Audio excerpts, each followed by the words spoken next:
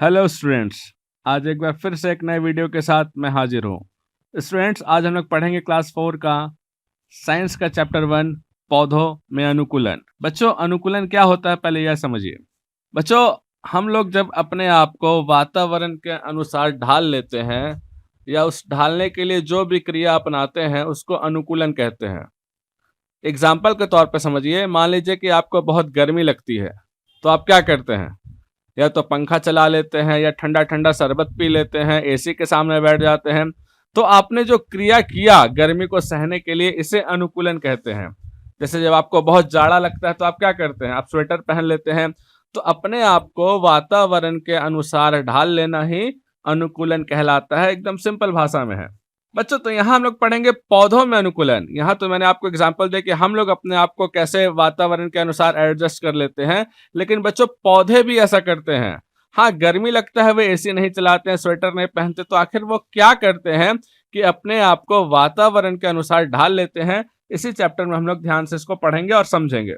बच्चों, पौधे जो होते हैं ना, पेड़ पौधे, ये मुख्यतः दो प्रकार के होते हैं। पहला जलीय पौधे, दूसरा स्थलीय पौधे। तो बारी बारी से देखते हैं जलीय पौधे क्या है, पहले वो समझ लीजिए। वैसे पौधे बच्चों जो जल में उगते हैं, एकदम सिंपल में समझिए, वैसे पौधे जो जल में उगते हैं जलीय पौधे कहलाते हैं, और जो स्थल में यानी कि जमीन में उगते हैं स्थलीय पौधे कहलाते हैं। बिल्कुल सिंपल है, बहुत ही आसान है।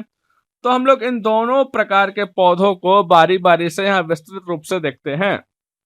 सबसे पहले है जलीय पौधे। जलीय पौधे को बच्चों 4 भागों में बांटा गया है। पहला है जल में तैरने वाले पौधे, दूसरा है जल के अंदर रहने वाले पौधे, तीसरा है स्थिर पौधे, और चौथा है आकस्मिक पौधे। ये है क्या? आइए इन्हें देखते हैं। सबसे पहले देखते हैं जल में तैरने वाले पौधे। बच्चों, ये वैसे पौधे होते हैं, देखिए नाम में ही है, जो पानी में स्वतंत्र रूप से तैरते रहते हैं और ये मृदा में स्थिर नहीं होते। ऐसे पौधे बच्चों संरचना में हल्के और गुदगुदेदार होते हैं और इनके शरीर में हवा भरी रहती है, जो इनको स्वतंत्र रूप से तैरने में सहायता करती है। और आपको पता है, ये अपना भोजन कार्बन डाइऑक्साइड और सूर्य के प्रकाश के इस्तेमाल करके बनाते हैं। बच्चों, ऐसे पौधे जो जल में रहने वाले जीव जंतु हैं ना, उनकी भी सुरक्षा करते हैं सूर्य की गर्मी से। बहुत काम के होते हैं ऐसे पौधे। जलकुंभी, जल सलाद, डकवीड, ये सब जो है जल में तैरने वाले पौधे हैं। अब हम लोग देखते हैं जल के अंदर रहने वाले पौधे। ये जल के अंदर ही रहते हैं। बच्चों, ये पौधे जल में वृद्धि करते हैं और इनकी पत्तियां जो होती है ना बच्चों, इनमें रंध्र की बहुत छोटी होती है। रंध्र समझते हैं? जो सूक्ष्म छिद्र होता है पत्तियों में, जिनके जरिए वो वाष्पोत्सर्जन करती हैं। देखिएगा पत्ती में छोटा छोटा छिद्र होता है, वही छिद्र की मदद से पत्तियां क्या करती हैं, जल को वाष्प बनाकर उड़ा देती हैं, एनर्जी लेती हैं। तो इनमें वो रंध्र, आपके शरीर में भी छोटे छोटे जो सूक्ष्म छिद्र है, तो ऐसे ही पत्तियों के भी शरीर में होता है। तो ये जो रंध्र है ना, इन तरह के पौधों में बहुत छोटी होती है और इनकी जो जड़ें होती हैं कीचड़ में स्थिर रहती हैं और ये अपने शरीर की सतह द्वारा सांस लेते हैं। जलीय पौधे जीव जंतु द्वारा जो भी हम लोग कार्बन डाइऑक्साइड छोड़ते हैं, पानी को ये स्वच्छ कर देते हैं। ऐसे पौधे के उदाहरण है टेप ग्रास, हाइड्रिला, जलकुंभी इत्यादि। बच्चों, आपको पता है आपके घर में जो एक्वेरियम रहता है ना, एक्वेरियम यानी मछली घर, उसमें भी हम लोग इसी तरह के पौधे रखते हैं जो जल के अंदर रहने वाले पौधे होते हैं। अब लोग आते हैं नंबर 3, स्थिर पौधे। बच्चों, ऐसे पौधे आप अक्सर देख सकते हैं जलाशय में। स्थिर तली, जलाशय का जो तल रहता है ना बच्चों, वहां स्थिर होते हैं। इन पौधों के लंबे तने होते हैं और चौड़ी एकदम पत्तियां होती है, और तना बच्चों अंदर से पूरा खोखला रहता है और हल्का रहता है, ताकि ये पत्तियां फूलों को बहने से रोक सके। इनकी पत्तियों में केवल ऊपरी सतह पर रंध्र पाए जाते, नीचे रंध्र नहीं रहता है बच्चों, ठीक है। और इनकी चौड़ी पत्तियां छोटे छोटे पक्षियों का घोंसला बनाने के लिए भी जगह उपलब्ध करा देती है। जैसे आपने देखा होगा स्थिर पौधे जैसे कि कमल, कुमुदनी, ये सब इसी के एग्जाम्पल है। अब हम लोग बच्चों बढ़ते हैं जलीय पौधे का सबसे आखिरी पौधा, इसे हम लोग आकस्मिक पौधा कहते हैं। आकस्मिक मतलब एकाएक तुरंत आपको दिख जाएगा। बच्चों, ये पौधे जो होते हैं ना, दलदल के किनारों पर उगते हैं और ये भूमि के पौधे की तरह ही दिखाई देते हैं और ऐसे पौधों के उदाहरण है नागरमोथा, इरिस, देखिए ये सब चित्र है इत्यादि। अब हम लोग बढ़ते हैं बच्चों, जलीय पौधे यहां समाप्त करके आगे स्थलीय पौधे में। क्या है स्थलीय पौधा, आइए समझते हैं। बच्चों स्थलीय पौधे के भी अनेक प्रकार होते हैं, और आपको पता है कि ये प्रकार हम लोग कैसे बांटते हैं।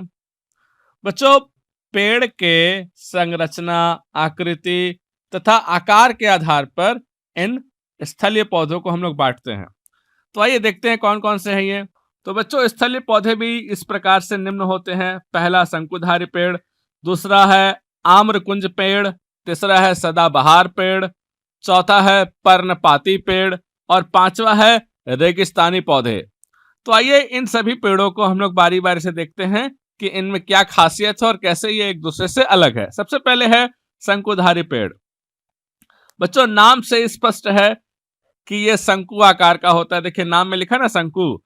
कुछ पौधे ऐसे होते हैं बच्चों जो सुई के आकार के पत्तियां के होते हैं और शंकु के आकार के होते हैं।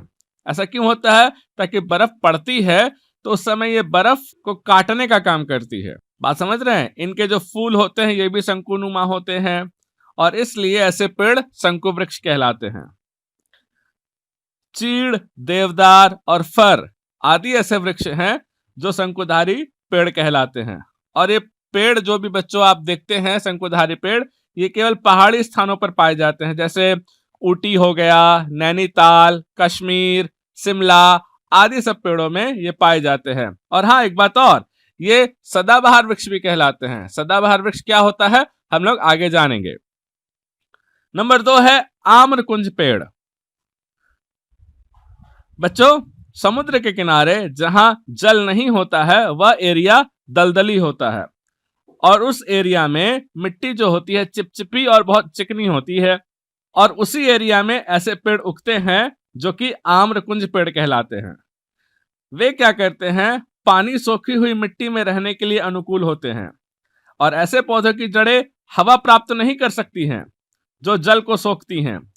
इसलिए क्रम में हवा में लेने के लिए कुछ जड़ें मिट्टी के ऊपर आ जाती हैं। ऐसी जड़ों को सांस लेने वाली जड़ें कहते हैं, जैसे कि कैरियोपस, कैनिडलिया। सरल भाषा में कहें बच्चों कि समुद्र के किनारे कभी कभी या नदी के किनारे हमारे देश में भी बहुत सारे ऐसे पेड़ हैं जो लगाए गए। इनका काम क्या होता है, जैसे कहीं बाढ़ आ जाता है ना बच्चों, तो जिस एरिया में ये पेड़ लगे होते हैं ये फटाफट क्या करता है, भूमि से जल को सोख लेता है और बाढ़ आने की संभावना को लगभग ना के बराबर कर देता है। 3 नंबर है बच्चों सदाबहार पेड़। ये पेड़ समुद्र के किनारे गर्म और नम स्थानों पर उगते हैं। इन्हें सदाबहार पेड़ कहते हैं। पता है क्यों? क्योंकि इनकी पत्तियां सालों भर हरी भरी रहती है। जैसे आप अपने अगल बगल देखते होंगे अशोक पेड़ को या पीपल पेड़ को, इसके पत्तियां क्या होती है, पूरा का पूरा गिर जाती है पतझड़ के मौसम में। लेकिन जो सदाबहार पेड़ होते हैं बच्चों, उनकी पत्तियां गिरती नहीं है, सालों भर हरी भरी रहती हैं। अगर गिरती भी है तो एक साइड से गिरेंगी और एक साइड की हरी भरी रहेंगी। ऐसी पेड़ों की खासियत है बच्चों की इनकी पत्तियां अधिक संख्या में होती है, जैसे कि नारियल, रबड़ ऐसे पेड़ है जो सदाबहार पेड़ कहलाते हैं। अगला है पर्णपाती पेड़। बच्चों मैदानी भाग के वृक्ष की शाखाएं में पत्तियां काफी मात्रा में मिलती है जो समय समय पर गिरती रहती है। इन्हें ही पर्णपाती वन कहते हैं। पर्णपाती वन अत्यधिक जलवायु विषयक परिस्थिति में होते हैं और ये पेड़ गर्मी को सहन नहीं कर सकते, लेकिन अधिकतर पेड़ सर्दी में स्वयं को ठंड से सुरक्षित रखने के लिए अपनी पत्तियां गिरा देते हैं और ऐसे पेड़ पर बसंत के मौसम में फिर से नई पत्ती आ जाते हैं। जैसे आप अपने अगल बगल देखते होंगे टीक हो गया, सागौन, नीम, बरगद, शीशम, गुलमोहर आदि ऐसे पेड़ हैं जो पर्णपाती पेड़ कहलाते हैं। लास्ट पेड़ है बच्चों स्थलीय का 5 नंबर, रेगिस्तानी पौधे। बच्चों नाम से स्पष्ट है ये पौधे रेगिस्तान यानी कि बालू वाले क्षेत्र में उगते हैं। ये पौधे अन्य पौधों से बिल्कुल अलग होते हैं क्योंकि इन्हें बहुत कम पानी मिलता है। इसलिए इन पौधों की जो जड़ें होती हैं वो काफी नीचे गहराई तक चली जाती हैं और वहां से पानी सोखती हैं। बच्चों इन पौधों की पत्तियां नहीं होती है, केवल तने होते हैं। इनके तने हरे और गुदगुदेदार होते हैं। तनों में ही पर्णहरिम होता है और ये उसी में पानी को स्टोर करके रखती हैं। कुछ रेगिस्तानी पौधे जैसे कि कैक्टस, कांटेदार नाशपाती, नागफनी इस रेगिस्तानी पौधे के उदाहरण हैं। बच्चों इन पौधों के अलावा और भी दो चार ऐसे पौधे हैं जो बहुत अपने आप में विचित्र हैं, जिन्हें आप जानते भी नहीं होंगे। पहला है कीट खाने वाले पौधे। हाँ बच्चों, कुछ पौधे ऐसे हैं जो कीट पतंगा को भी खा जाते हैं। ये पौधे ऐसी मिट्टी में उगते हैं जहां खनिज लवण बहुत कम मिलता है। ये अपनी हरी पत्तियों से अपना भोजन तैयार करते हैं, लेकिन जब मिट्टी में खनिज लवण नहीं मिल पाता इन्हें खाने के लिए, तो ये क्या करते हैं, भोजन के लिए अपने फूलों में या अपने पत्तियों से कीट पतंगों को फंसा लेते हैं। जैसे कोई कीट उस पर बैठता है उसे अपने गिरफ्त में कर लेते हैं और उसका रस चूस कर उसे पूरा पी कर उसका सारा एनर्जी ले लेते हैं। जैसे कि sundew, pitcher plant, Venus fly, trap, ये सब पौधे इसी के उदाहरण हैं। अगला है बच्चों परजीवी पौधे। बच्चों ऐसे पौधे जो भोजन के लिए दूसरों पर निर्भर रहते हैं। बाकी सारे पौधे तो अपना भोजन खुद बनाते हैं ना, लेकिन कुछ ऐसे भी पौधे हैं जो भोजन के लिए दूसरों पर निर्भर रहते हैं, दूसरे जीव पर निर्भर रहते हैं, उन्हें परजीवी पौधे कहते हैं। जैसे अमरबेल, कुकुरमुत्ता, ये सब। एक और देखिएगा बच्चों, घास जाति के पौधे। ये क्या है समझिएगा। वह स्थान जहां ना तो बहुत सूखा होता है ना बहुत गीला होता है, वहां घास काफी मात्रा में उग जाती है। घास वाले पौधे समझ लीजिए कौन कौन से हैं। कुछ अनाज जो हम लोग खाते हैं जैसे मक्का, बाजरा, गेहूं, चावल, ज्वार, ये सभी घास प्रजाति से संबंधित वाले पौधे हैं, इसलिए इन्हें घास प्रजाति के पौधे कहते हैं। बच्चों ये पौधे हमारे लिए बहुत महत्वपूर्ण होते हैं। क्यों, आइए जानते हैं। नंबर 1, ऐसे पौधे मनुष्य और जीव जंतु को भोजन उपलब्ध कराते हैं। आप जानते होंगे बांस, जिसे इंग्लिश में बंबू कहते हैं, यह भी एक घास वाला पौधा है। इस बांस वाले पौधे का यानी घास वाले पौधे का इस्तेमाल हम लोग किस कामों में करते हैं? झाड़ू बनाने में, कुर्सी में, टोकरियां बनाने में, झोपड़ी बनाने में, चटाई बनाने में, खिलौने बनाने में आदि। इसके अलावा बच्चों कुछ घास प्रजाति के पौधों से दवाई भी तैयार होती है। कुछ सूखी घास का इस्तेमाल हम लोग करते हैं पैकिंग के रूप में सामानों को। इसके अलावा ऐसे घास भी पौधे होते हैं जिससे हम लोग कागज बनाते हैं। कागज का रस को निचोड़े हुए गन्ने का प्रयोग करके बनाया जाता है। गन्ना जो होता है ना, उसका रस निकाल के जो वो बनता है, जो रेशेदार हो जाता है ना, आप देखो गन्ना का जब रस पीते होंगे तो रस निकालने के बाद जो बच जाता है उसी का इस्तेमाल करके वो लोग कागज बनाते हैं। और कुछ ऐसे भी घास के पौधे होते हैं बच्चों जिनकी जड़ें क्या करती है, हमारी मिट्टी की सुरक्षा करती है अपरदन से, बाढ़ से। तो इस प्रकार ये पौधे हमारे लिए बहुत ही महत्वपूर्ण है। आपको एक बात और पता है बच्चों, सबसे पहले कागज का इस्तेमाल कहां हुआ था और किसने किया था?